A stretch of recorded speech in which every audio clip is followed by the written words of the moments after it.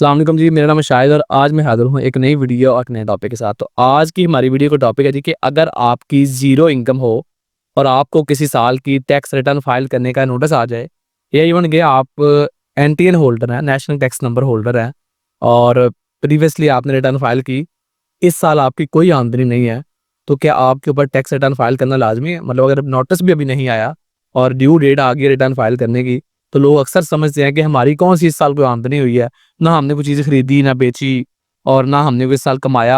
Last year तो हमारी कोई इनकम थी, तो इस साल तो हमारी कोई आमदनी नहीं, तो हमने क्या इनकम टैक्स रिटर्न फाइल करनी है? तो ये एक बहुत बड़ी गलतफ़हमी पाई जाती है लोगों की ज़हनों में।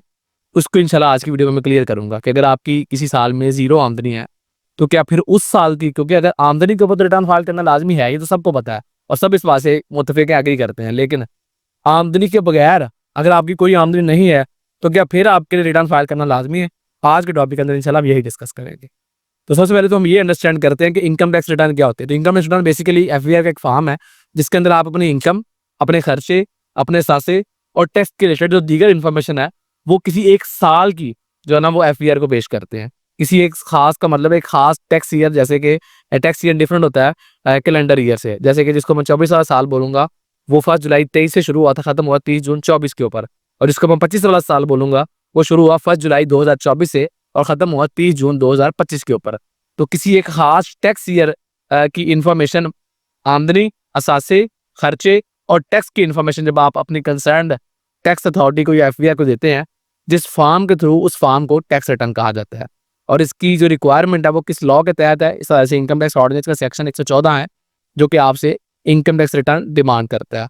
और इसके अलावा जी टैक्स रिटर्न कितनी किस्मों की होती हैं? मुख्तलिफ किस्मों की होती हैं और इसकी किस बेस पर इसकी किस्में होती हैं, जैसे कि सैलरी पर्सन की, पेंशनर की, बिजनेस पर्सन की, फ्रीलांसर की, यूट्यूबर की, एग्रीकल्चर की। तो इस तरीके से मुख्तलिफ कैटेगरीज हैं टैक्स रिटर्न की। लेकिन नॉर्मली जो टैक्स रिटर्न सबसे ज़्यादा फाइल होती है, वो नॉर्मल रिटर्न होती है और नॉर्मल रिटर्न के अंदर आप किसी भी तरह की इनकम को ट्रीट कर सकते हैं। इसके बाद जी जो हमारा मेन टॉपिक था वो ये है कि अगर आपकी इनकम ज़ीरो है, तो क्या फिर रिटर्न फाइल करना आपके लिए लाज़मी है? तो बिल्कुल, अगर इन केस आपकी इनकम ज़ीरो भी है, तो फिर भी आपके ऊपर रिटर्न फाइल करना लाज़मी है। अब अगर आप ये पूछें कि ये बात कहाँ लिखी हुई है, तो लाज़मी नहीं, लॉ में कोई बातें एग्ज़ैक्ट कुछ वर्डिंग्स के साथ लिखी हों।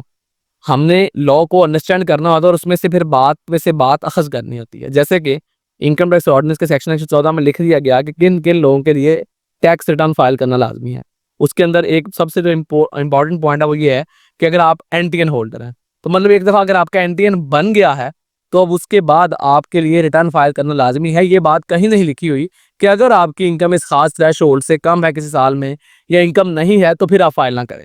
वहाँ ये बात क्लियर कट है कि जिसके पास नेशनल टैक्स नंबर है, वो किसके पास होता है? जो बंदा एफबीआई की वेबसाइट पर रजिस्टर्ड होता है, उस पे एक एनटीएन जारी हो जाता है। एनटीएन क्या होता है? एफबीआई की वेबसाइट के ऊपर एक ऑप्शन होती है टैक्स पेयर प्रोफाइल इंक्वायरी। उस ऑप्शन के ऊपर क्लिक करके आप अपना सीएनसी नंबर डाल के वेरीफाई जब करते हैं, तो वहाँ सामने जो आपको डाटा शो होता है, उसके अंदर एक रेफरेंस नंबर होता है, वो आपका एनटीएन होता है और हर रजिस्टर्ड पर्सन को वो डाटा वहाँ शो हो जाता है, मतलब उसको एनटीएन जारी हो जाता है।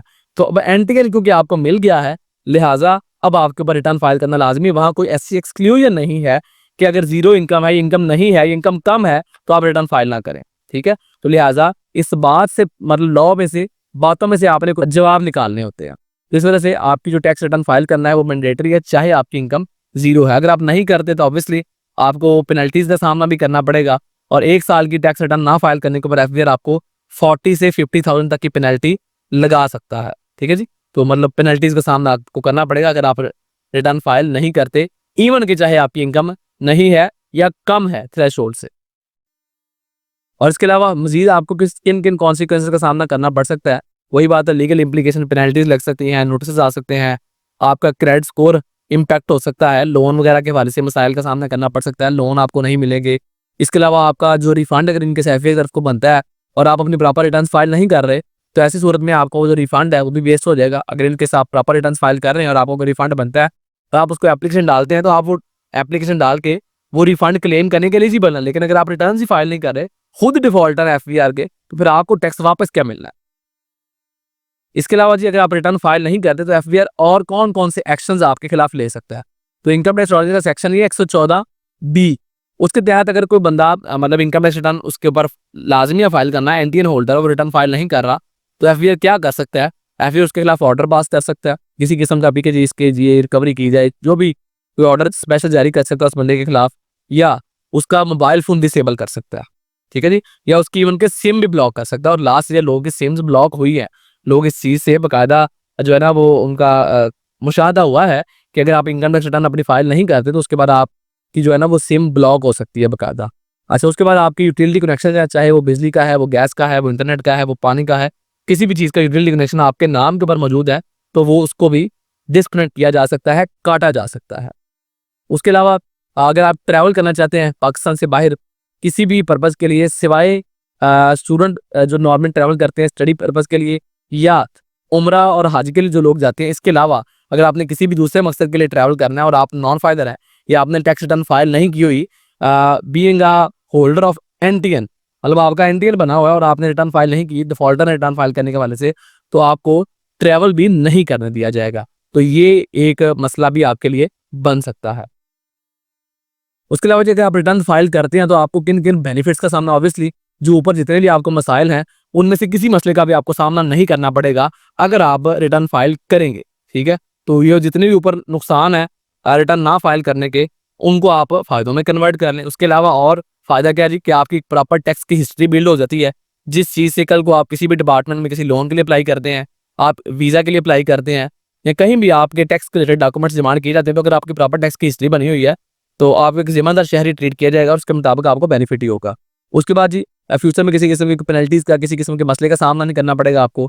और आपका जो टैक्स क्रेडिट्स हैं, अगर आपको किसी किस्म का कोई टैक्स क्रेडिट्स आपकी तरफ से अलाउड है, तो वो टैक्स क्रेडिट्स भी आपको मिलते हैं अगर इन केस आप प्रॉपर फाइलिंग करते हैं। अगर फाइलिंग नहीं करते तो फिर तो आप इस हर तरह की सहूलत से जो है ना वो महरूम हो जाएँगे।